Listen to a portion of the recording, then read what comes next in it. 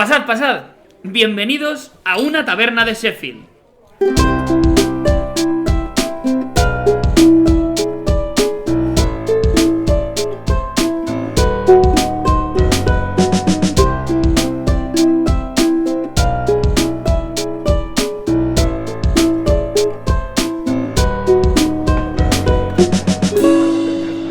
Una taberna de Sheffield. Pues bienvenidos a una nueva edición o nuevo programa de Una taberna de Sheffield, el programa en el que la cerveza es una simple excusa para hablar de fútbol. Como cada semana me acompaña por un lado mi querido amigo Alberto. ¿Cómo estás? ¿Qué tal? Pues una vez más estoy muy contento de estar aquí con vosotros. No me extraña. Y lo que venía a contaros hoy es que os he contado alguna vez que Camilo José Cela participó en la redacción de nuestra Constitución española. De hecho, participó, le mandaron más que nada a revisar el texto y añadió nada más y nada menos que unas 40 enmiendas, todas con un motivo. Gramaticales. O sea, hombre, usadme bien el subjuntivo, por favor. Podemos inferir que la calidad de la gramática antes de Rajoy ya era mala en los políticos españoles. Exactamente. Alfonso, bienvenido. Bien hallado, Mateo. ¿La semana bien? Todo bien, la verdad. Están disfrutando como una semana de Camilo José Cela, diría yo. Camilo José Cela, que tenía unas capacidades que, bueno, no hace falta que nombremos aquí, pero... Muy famoso por recorrerse un montón de restaurantes para la guía Repsol, si no me equivoco, ¿no? Sí. Recorrió. Del verbo recorrer, correcto. Concretamente, recorrer dos veces. Efectivamente. La voz que todavía no he presentado y viene de Ultratumbas, la voz de Cristian, ¿qué tal? Muy bien, aquí estamos. La verdad que no tengo ninguna queja. Muy contento de estar aquí, una vez más. Faltaría más, ¿no? Bueno, no me queda más remedio. ¿Te imaginas qué tal? Pues fatal, no me apetece una mierda estar aquí. La verdad es que vengo obligado a grabar el puto programa. ¿Pero esto se trataba de ser sincero o no? Se trata, como venimos diciendo, de beber cerveza. Así que si te parece, preséntanos qué nos traes hoy. Pues hoy os traigo una cerveza un poco presuntuosa, diría yo. Ni más ni menos. Alfonso, por favor. Alfonso, que ya la ha probado. Sí. Es una cerveza que concretamente se llama Inedit. Viene de la casa de Dam, la Dam catalana. Y es concretamente una cerveza elaborada por Ferran Adrià. No os traigo cualquier pequeñez. Y me gusta alternar a veces distintos caldos para agradaros el paladar, y esta en concreto yo espero que os guste. Es una cerveza al menos presuntuosa un rato y espero que rica otro rato más largo. Esperemos, dentro de media horilla te decimos. ¿Sabrías decirnos si tiene alguna relación la cerveza Dam con el equipo Dam? Concretamente, evidentemente sí. Es el equipo. No fue la casualidad. No, lo que tiene que el equipo sea de la fábrica. Y que cuando los británicos se enfadan digan ¡Damn! Mateo, por favor. Bien, pues vamos a hablar de furbo, que es lo que nos atañe. No puedes decir inferir y 2 minutos después decir furbo. Tienes razón. Estaba haciendo referencia a un antiguo presidente de la federación, el señor Ángel María Villar, que decía furbo, marcando mucho la R. Furbo siendo vasco. O sea, Furbo. En fin, la hipocresía. La hipotenusa. Hoy vengo yo a hablaros de cosas.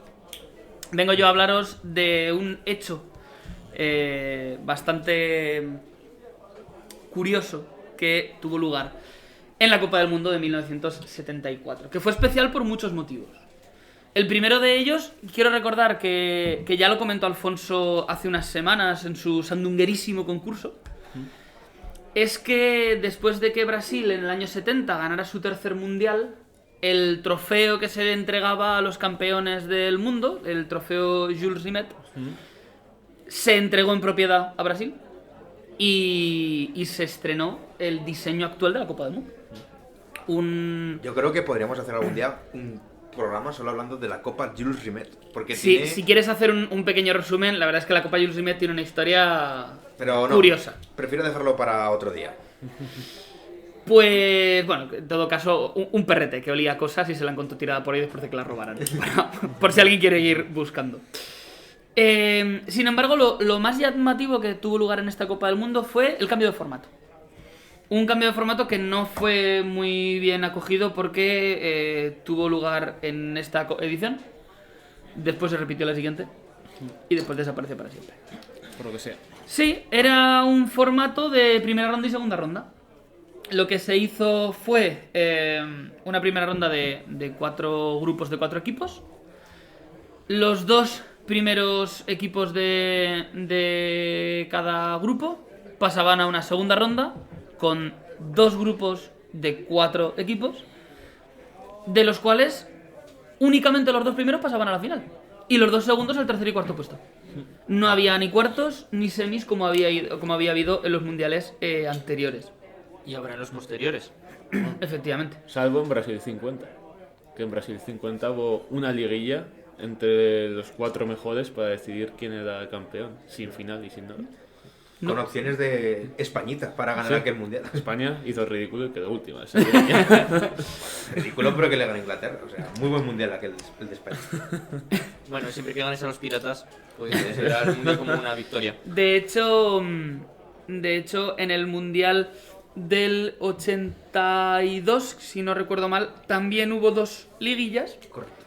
Pero en ese mundial ya sí que hubo una semifinal previa a la final, en el mundial del 82. Ahí España sí que hizo el ridículo. Bastante grande, además. Efectivamente. Pues las famosas bolas de los sorteos estos que hacen amañados todos. Calientes, entonces, ¿no?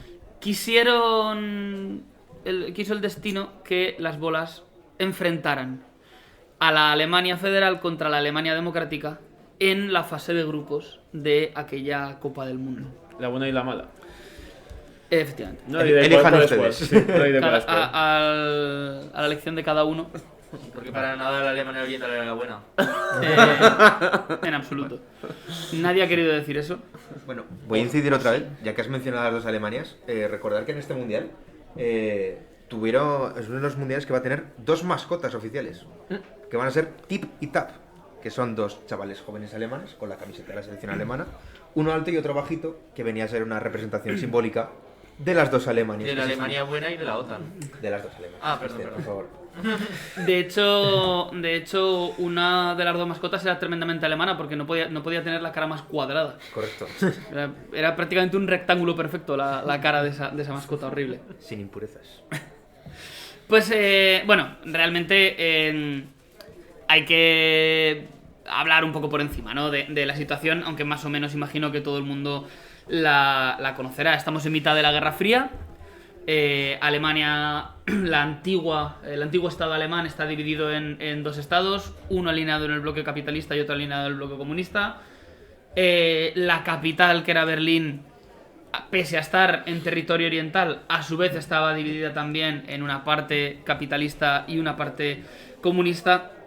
La tensión era muy grande, el famoso muro de Berlín y todas estas cosas. Y eso hizo que este partido, que encima se jugaba en Alemania, porque el Mundial 74 no solo, como explicaré después, no solo lo gana Alemania Occidental, sino que además lo gana en casa. Desde el momento en el que se supo que este partido iba a tener lugar, hubo un revuelo mediático enorme y se puso en marcha pues probablemente uno de los dispositivos de seguridad más grandes jamás vistos en la historia del fútbol. Más teniendo en cuenta lo que había pasado en Múnich hace un par En de las años Olimpiadas. antes. Sí, un par de años antes. Habían secuestrado a los miembros de la delegación israelí, si no Sí. recuerdo mal.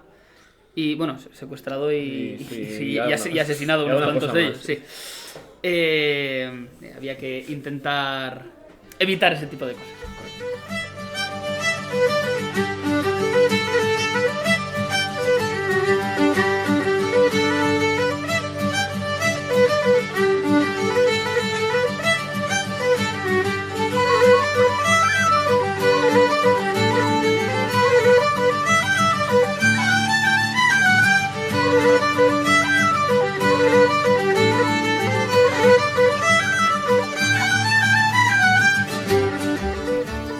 Estás escuchando Una taberna de Sheffield. La República Federal Alemana tuvo una bastante evidente superioridad técnica en sus jugadores, ¿no? Estamos hablando de estrellas mundiales del momento y algunos de ellos considerados de los mejores futbolistas de la historia. Sepp Maier en portería, Franz Beckenbauer, Bertie Bott's, que por cierto siempre me he preguntado si J.K. Rowling le puso el nombre a las grajeas de todos los sabores en honor a este señor, Paul Breitner o Torpedo Müller. Torpedo Müller, del que os anuncio ya, por cierto, que creo que va a ser mi apuesta de este año para el Amoche, para esta encuesta, bueno, esa pequeña apuesta que hacemos de gente que va a morir el año siguiente, y yo creo que Torpedo Müller va a ser mi apuesta definitiva. Una taberna de Sheffield no desea la muerte a ningún exjugador de fútbol. No. Salva Romanzo Zulia. Vale. En cualquier caso, eso, creo que Torpedo Müller, que es un señor que tiene Alzheimer y debe estar prostrado en la cama, pues va a ser una buena opción. Como La bastantes alemanes. La RDA, por su parte, estaba compuesta en su inmensa mayoría por trabajadores industriales semiprofesionales que obviamente a nivel futbolístico poco tenían que hacer con la potencia de la República Federal. Sin embargo, el resultado fue cuando menos sorprendente. Principal motivo, aunque la inmensa mayoría de los jugadores nunca lo han reconocido, fue precisamente este nuevo formato. En el nuevo formato de Copa del Mundo, los equipos sabían de antemano cuáles eran los posibles cruces. Habiendo acabado ya los grupos en los que estaban participando tanto Países Bajos como Brasil, Alemania Federal era plenamente consciente de que una segunda posición en su grupo era mucho más ventajosa que una primera posición en su grupo.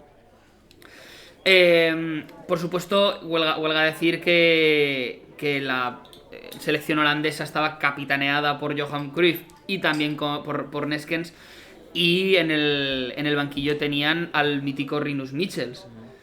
Brasil venía un poco cuesta abajo, era el primer mundial post-Pelé, seguían excelentes jugadores como Jairzinho, como Rivellino, pero la herencia de Pelé fue bastante complicada de superar. El caso es que el 22 de junio de 1974, es decir, 20 años y un día antes de que yo naciera, bueno, voy a pedirle esto a Alberto, que en programas anteriores nos ha demostrado tener una mayor capacidad de pronunciación. Volksparkstadion Volksparkstadion. de la ciudad de Hamburgo. Hamburger. Se enfrentaron en el terreno de juego estos dos estados que realmente de facto en la política llevaban haciéndolo pues 25 años. En este punto, preparando y documentándome, me paré a pensar que yo conozco gente que vivió esto en sus propias carnes, y para no complicarme demasiado la vida he recurrido a mi padre, que al final es una persona a la que le gusta mucho el fútbol y que... Mi padre tenía 10 años.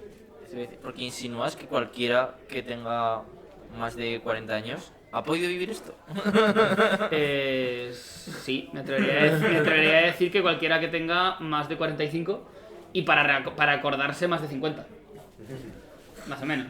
Me pinchas y no sangro. Flipas. Y de ahí a que también que le guste el fútbol. Igual son muchos matices, ¿eh? El caso es que mi padre los reúne. Y eso, estuve hablando con él un rato de qué recuerdos tiene él de aquel partido. Me comentaba que por su corta edad pues que había cosas raras que él no entendía. Especialmente de las cosas que estaban comentando los comentaristas, valga la redundancia, en televisión, ¿no? Que notaban que ahí estaba pasando algo que no era normal. La Alemania Federal no mostraba mucha intención de atacar, pese a que bueno, en la primera parte tuvieron un par de ocasiones interesantes, muchos pelotazos, muchos tiros, muchísimos tiros lejanos. En definitiva, muy poca calidad de la que demostraron tener, que, bueno, al final pues, ganaron el Mundial, o sea que realmente calidad tenían y la historia así lo demuestra con los jugadores que había. Lo dicho, gozaron de alguna oportunidad clara, sobre todo al principio del partido. pero se fue acercando poco a poco al final con un 0-0. En el minuto 77, en una jugada un tanto aislada, en un balón largo, Sparwasser mete el 1-0. Un gol que, por cierto, no es mal gol.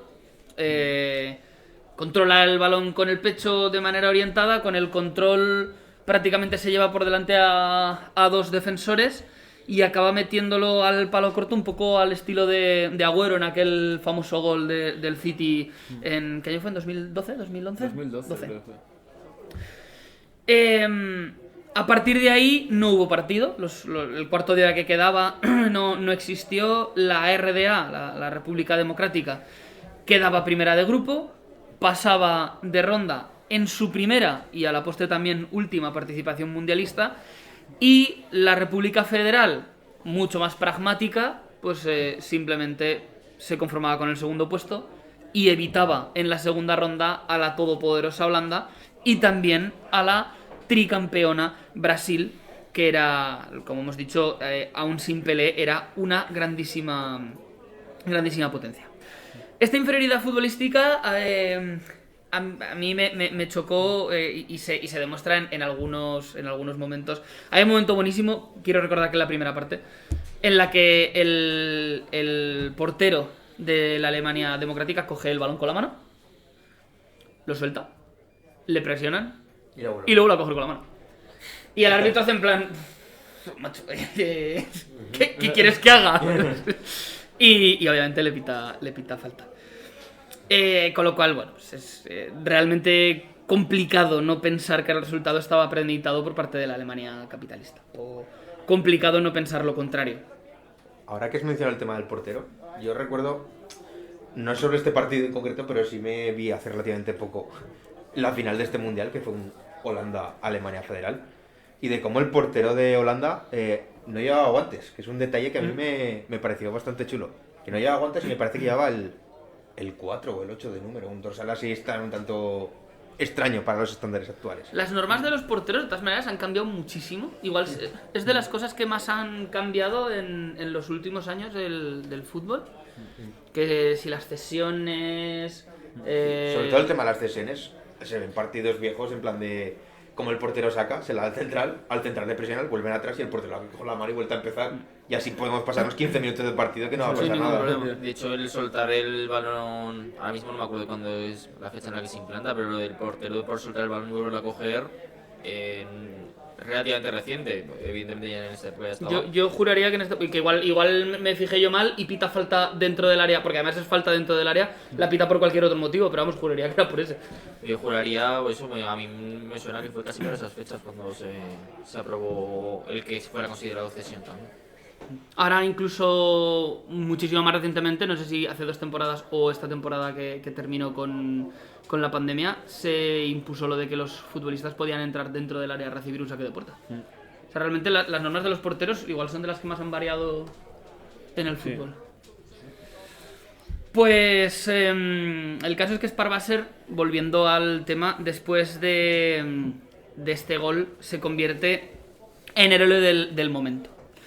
Con motivo de la Copa del Mundo de 2006, que también tuvo lugar en Alemania y que ganó Italia con ese maravilloso momento en el que Zidane le revienta el estómago de un cabezazo a Materazzi por haberse metido con su hermana. Bien hecho. ¿Cuál de las dos cosas? El cabezazo. El cabezazo, vale, pensaba que estábamos ahora también blanqueando. Yo nunca me metería con el familiar de nadie. Efectivamente.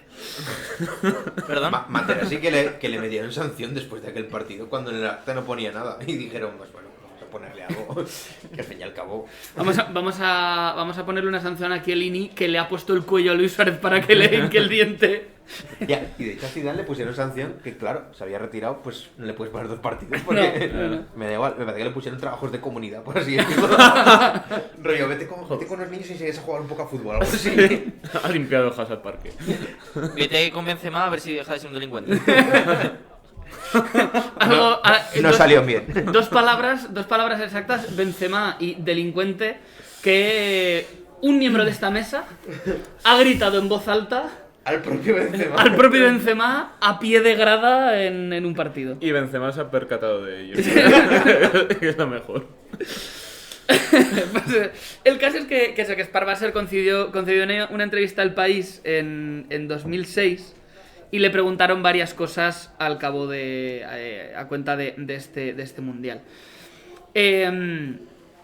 Cuenta Sparwasser que, bueno, digamos que en una época en la que los movimientos sociales tenían una menor pujanza, los futbolistas de la Alemania democrática, después de la victoria en el partido, decidieron visitar lugares en los que se ofrecían se ofrecían a cambio de dinero pues diversas actividades de índole sexual. Vale. Y el chofer del bus le dijo a Sparwasser, bonito, ven aquí, mira, tú te vas a quedar aquí. Porque a los demás no los conoce ni Peter. Pero como te pillen a ti, igual se me cae el pelo. Así que Sparwasser dice literalmente que se quedó en su habitación de hotel bebiéndose unas cervezas. Muy bien. Mientras todos sus amigos se iban a algún barrio especial de la ciudad de Hamburgo a disfrutar de la noche. Sparwasser fue aliado. Sparwasser fue aliado Afortunadamente. involuntario. Pero aliado. Según cuenta él, involuntario, pero aliado. Sparwasser acabaría desertando de la Alemania comunista en el 88 porque, según dice, le obligaban a coger las riendas del Magdeburgo, que, por cierto, el mismo año en el que ocurre este partido, en el año 74, había salido campeón de la Recopa. El Magdeburgo debía de haber caído en una mala dinámica deportiva. El gobierno de la República le pidió a Sparwasser que se hiciera cargo del equipo como entrenador y Sparwasser dijo que pues cojones y se fue. Pues cierra al salir.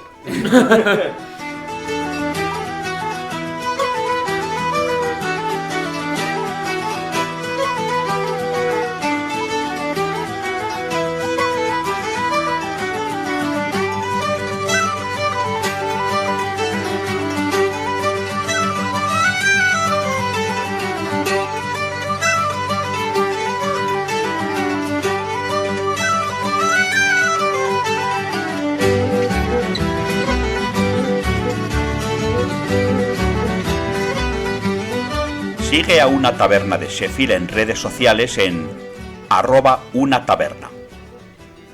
A la Alemania federal le salió muy bien la jugada, aunque algunos integrantes lo niegan.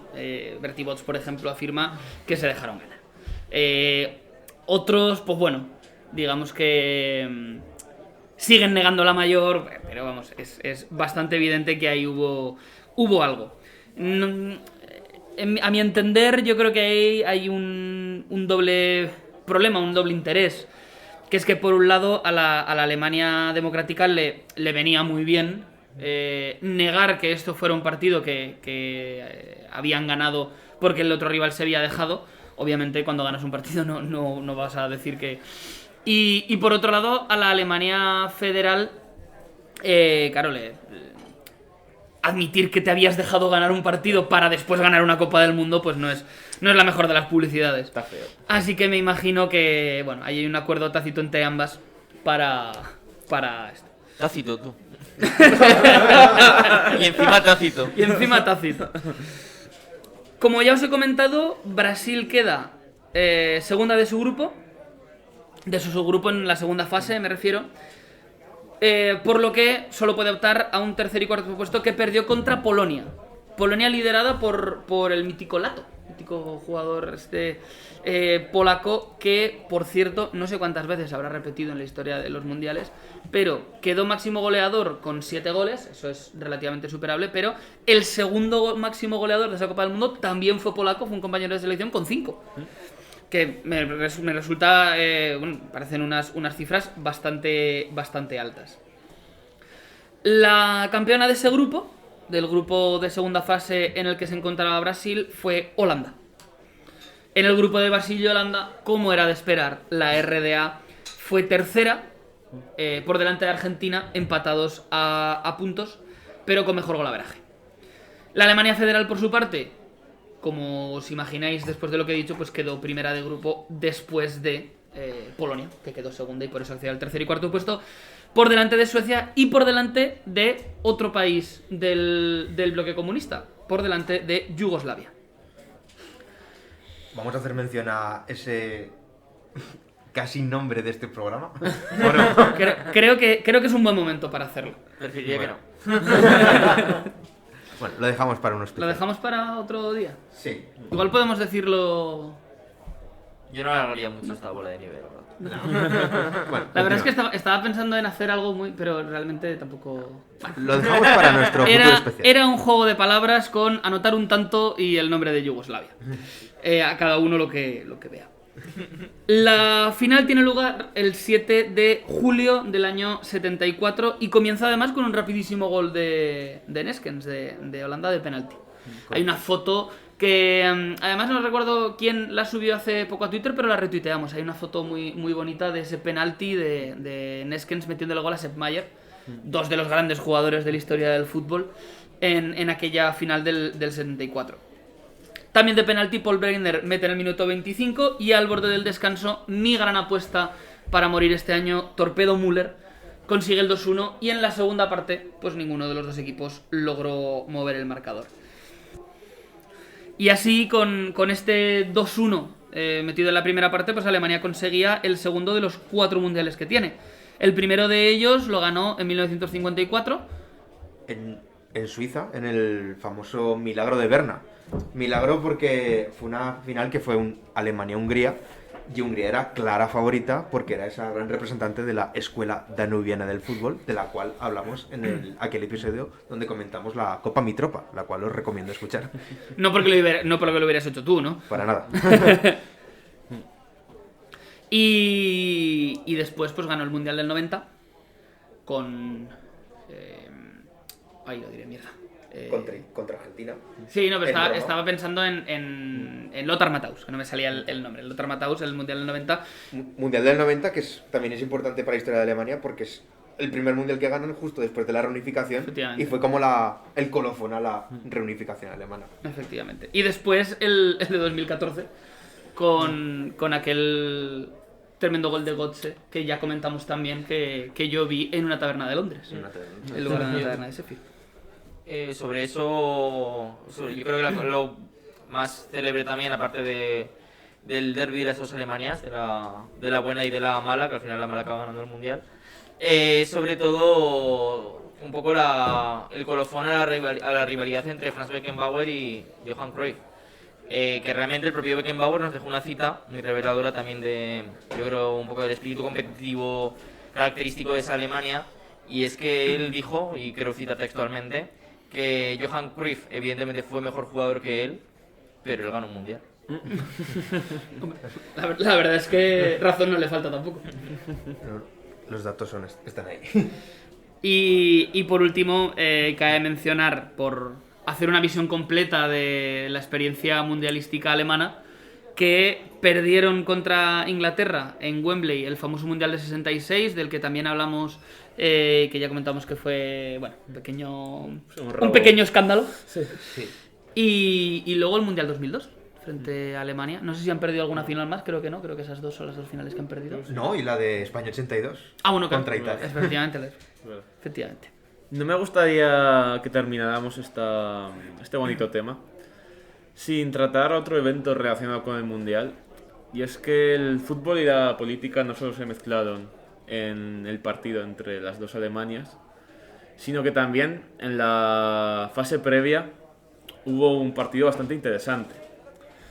Y es que, bueno, en el grupo en el que estaban las dos Alemanias, en la fase de grupos, estaba también Chile.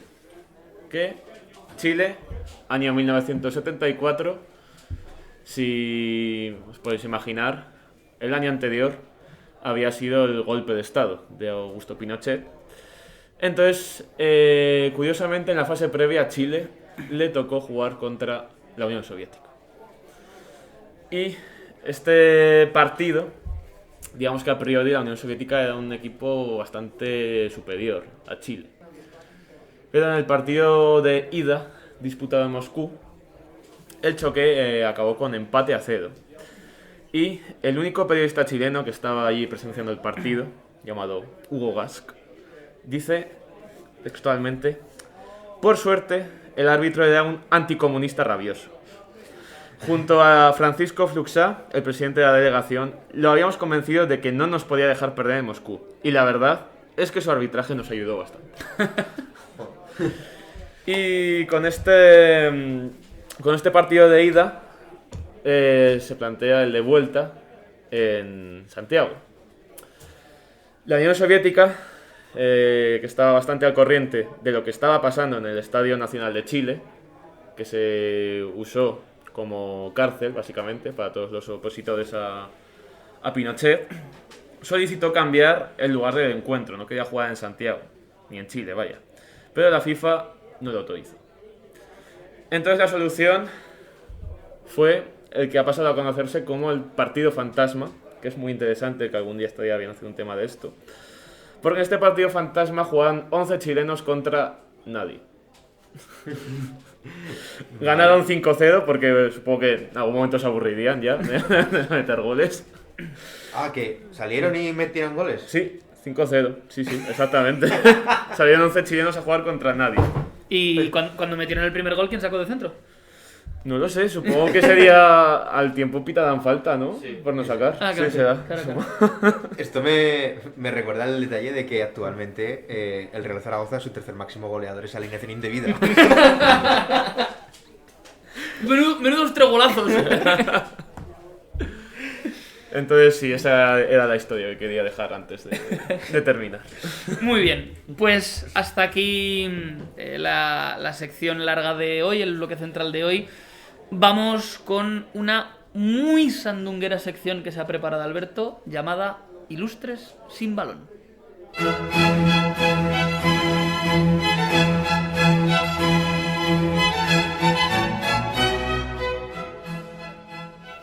Ilustres sin balón.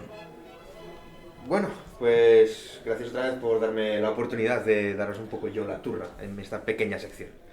Bueno, ¿a quién vamos a presentar hoy? ¿Cuál es esa persona que tiene una relación con el fútbol bastante desconocida, pero fue famoso por otro motivo? Que es un poco el nombre redundante de esta sección.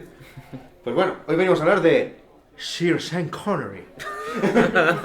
O más conocido por el público como Sean Connery. Que bien se te da pronunciar el alemán para lo mal que pronuncias el inglés, ¿eh? Y es que soy políglota. Estamos hablando de la Noche Estrella de noviembre. En la Noche Estrella de noviembre, sí. A ver, es cierto que viene esta sección un poco por ausencia, quiere decir. Por su... In memoriam. In memoriam, un pequeño in memoriam. No queremos hacer esta sección como un pequeño obituario general, pero va a ser un pequeño obituario. Bueno, ya que estamos, ¿no? Ya que nos ponemos, ¿no?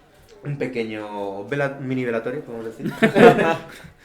Bueno, ¿por qué Sean Connery y qué relación tiene con el fútbol? Antes de hablar del tema del balompié, por mucho que no le guste. Pero porque, Alfonso, ¿por qué le dejamos venir?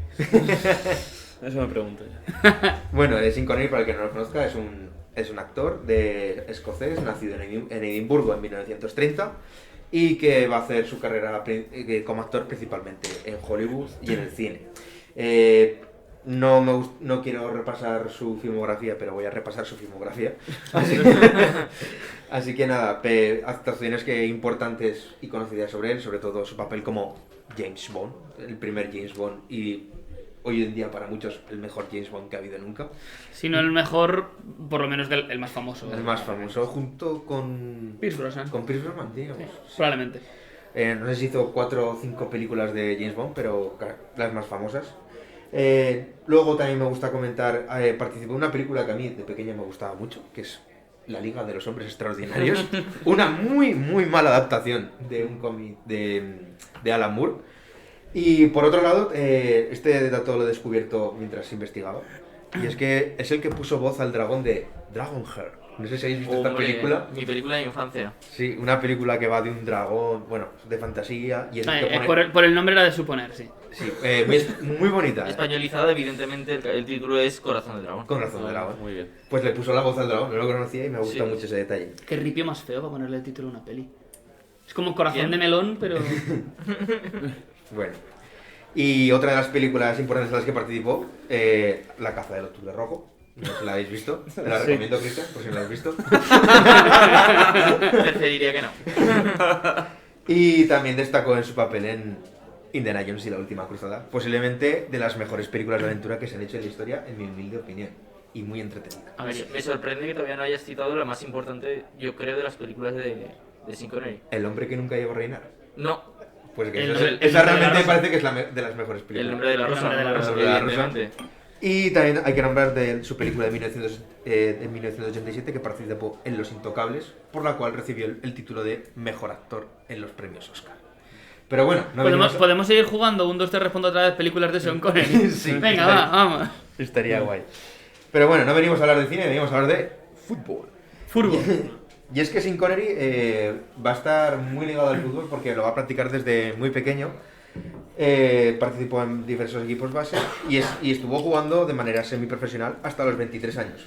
Y a este hombre no se le debía dar nada mal el tema del fútbol, porque jugando en el Bournemouth Rose Athletic, no lo puedo pronunciar, fue ojeado por el Manchester United, el cual le ofreció un contrato para pertenecer al club inglés.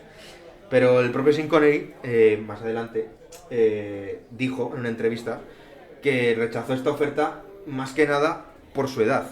Él ya tenía 23 años y más o menos sabía que un futbolista a los 30, 35 como mucho, se te acaba la carrera. Y le vio más futuro a la carrera de actor. Por eso, Pues no tuvo mal ojo tampoco el chaval. por eso dijo que es una de las mejores decisiones que ha tomado en su vida. Mandar a escaparrar al fútbol y quedarse en su carrera como actor. Sobre todo para jugar en el Manchester United. En el Manchester United actual, la verdad es que casi mejor quédate en tu casa. Bueno, pero yo creo que Manchester United de su época, igual Ah, no, jugar yo- allí yo- no estaría nada mal. Yo no lo decía por la calidad del fútbol, yo lo decía porque no es un equipo al que le tenga simpatía, simplemente. Ah, Bueno, y una de las anécdotas que más me ha gustado sobre el fútbol y Sean Connery, y yo creo que es la que mejor refleja este personaje, es la de que originalmente, podemos decir, que cuando él empezó a ver fútbol y jugar fútbol, él se va a declarar aficionado del Celtic de Glasgow, a pesar de ser de Edimburgo, pero él decía que era el mejor equipo de Escocia, cosa que era cierta, ya que en 1967 este club había ganado el triplete, que era el primer club de la historia que ganaba Copa de Europa, Liga y Copa, y decía que él se declaraba fan del Celtic de Glasgow porque era el equipo que mejor fútbol practicaba. Y fue fiel a sus ideales en el sentido de que unas décadas más tarde decidió cambiarse de equipo. Decidió que el Celtic ya no era el equipo que mejor jugaba el fútbol de Escocia, en este momento se ha convertido en el Glasgow Rangers, y desde entonces él se va a declarar fan del Glasgow Rangers. Motivo por el cual era bastante odiado por la mitad de la población de Glasgow. Es que el Federico Jiménez de los Santos de Escocia. podemos decir que sí. Y decía que la gente, a ciertos aficionados, poco menos que le escupían al pasar, porque tú traidor que te has cambiado de equipo. Hombre, la verdad es Me parece bien. que... Por eso os quería hacer yo la pregunta a vosotros. ¿Os parece ético? Es como seguir muy profundamente tus propios ideales de que yo no soy de un equipo de fútbol, yo soy del fútbol, yo voy con el que mejor juega. ¿Se os veríais capaces de hacer eso? Me parece de ser un soplapollas. evidentemente no. Evidentemente no. Yo no concibo el fútbol sin ser aficionado de un equipo de mi ciudad. Sí, yo creo que no sería capaz. Por un lado, ya se me haría complicado ser de un equipo que no sea el equipo de mi ciudad. Por otro lado, aun siendo fan de un equipo que no es el de mi ciudad, ostras, lo de cambiarme en mitad de mi vida de equipo. Además, a dos equipos, como ya hemos mencionado en el programa, que tienen una rivalidad tan grande, no solo a nivel deportivo, sino a nivel político, a nivel religioso. Me imagino que el señor Connery no le daría demasiada importancia a todas estas cosas. O sí, y cambio de parecer algo de su vida. Bueno, no sé. te puedo rescatar una de sus frases. Me dan exactamente igual las filias religiosas. Yo solo voy con el que mejor juega a fútbol.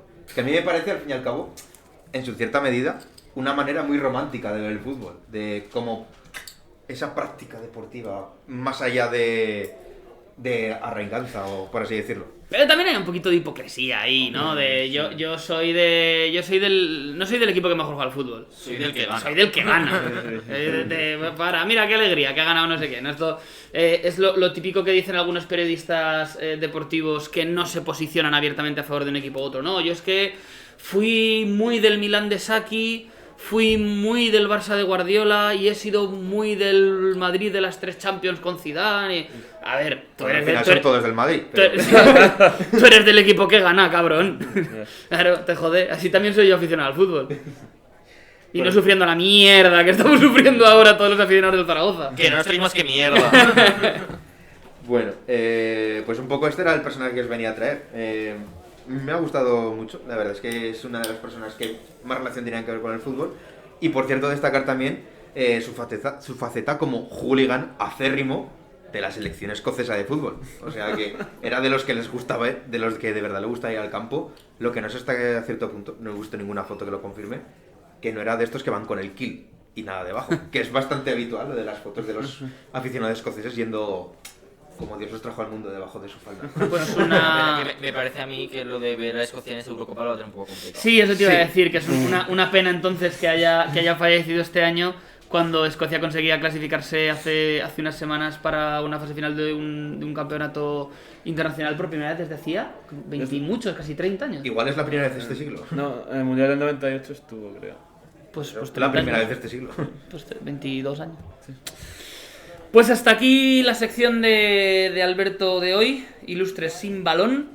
Vamos rápidamente con Cristian, que va a comentarnos cosas sobre esta tremenda cata de cervecitas. Pues os he traído hoy, os recuerdo, la cerveza Inédit de la Casa Dam, elaborada y crafteada por Ferran Adrià, maravilloso cocinero, chef, ¿no? Yo creo de los más conocidos a nivel ya no español, sino mundial y con más prestigio. En ese sentido es una cerveza, a mí me ha parecido que está muy buena. Es una cerveza rubia, pero que sí que tiene un cierto toque, se nota un poco de labor artesanal detrás y que yo la recomiendo bastante. En ese sentido, yo, dadas las características que tiene una cerveza catalana de pedigrí, yo diría que es una cerveza joven y con posibilidad de llegar muy lejos. Yo creo, yo la consideraría una Ricky Puig. ¿Alfonso? Yo bueno, me ha gustado bastante, la verdad. Era mucho mejor de lo que me esperaba, incluso. Y como le tengo tanta estima, y yo creo que te puede rendir siempre bien esta cerveza, una cerveza de la buena escuela catalana, voy a decir que es una Sergi Roberto, en este caso. Alberto. No me ha gustado en nada esta cerveza, la verdad. Ha sido poco menos que beberme una estrellada normal. O sea, yo noto muy poca diferencia con la industrial. O sea que, en mi opinión, la verdad es que sobrevalorada no, sobrevaloradísima por esta mesa. Y la verdad es que tengo poco más que decir. Es que es una cerveza normalita. O sea, podemos decir que apuntaba muchísimo por el ambiente que se había generado alrededor de él, pero al final y al cabo se queda en algo bastante mediocre. Así que, en mi opinión, es una Vinicius, o sea... Olegartesas. A mí me ha gustado más al principio que al final. La primera vez que la he bebido me ha resultado muy agradable. Pues eso, suave, pero con mucho sabor.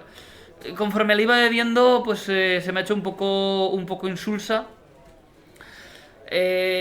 No querría decir que esta cerveza es un parecía que sí, pero con su clara vinculación con el Camp Nou y con, pues eso, con un acabar mucho mejor que un empezar, creo que esta cerveza es un Bojan Krkic. Al revés, es decir, un empezar mucho mejor que un acabar. Sí, no sé muy bien lo que he dicho. Cristian, 0 a 100. Yo le doy un 80. Alberto, Yo un 36. Yo... mal año, entonces. Nada es casual. Yo un 84. le voy a Sí. dar. Yo voy a tirar creo que por lo bajo y le voy a poner un 53. La media, Alfonso, nos da un... 63,25. He de matizar, porque hay que ser claro, abierto y meridiano con el público, que hasta hoy Alfonso hacía de cabeza las mediciones Y hoy ha sacado una aplicación del móvil para hacer medias. Y esta vez está saliendo bien. Pero para calcularlo exactamente, antes lo decía más o menos. Yo creo que parte de la gracia era que te tiraras un triple y... No son triples. Además, tampoco es que luego lo fuéramos a comprobar ni nada. No son triples, yo calculo. Yo prefiero que lo hagas inventándotelo, como antes. Que le salga de media 87. En fin, pues si no hay nada más que decir, muchachos, hasta aquí la nueva edición de Una Taberna de Sheffield. Recordad que podéis escucharnos en YouTube, en Spotify, en iVoox, Apple Podcast, Google Podcast y un montón de sitios más que encontraréis en All My Links. ¿Dónde encontraré el All My Links? Pues en nuestras redes sociales, tanto en Twitter como en Instagram, @unataberna. Nosotros nos veremos dentro de 15 días y hasta entonces no olvidéis mezclar siempre el fútbol con la política.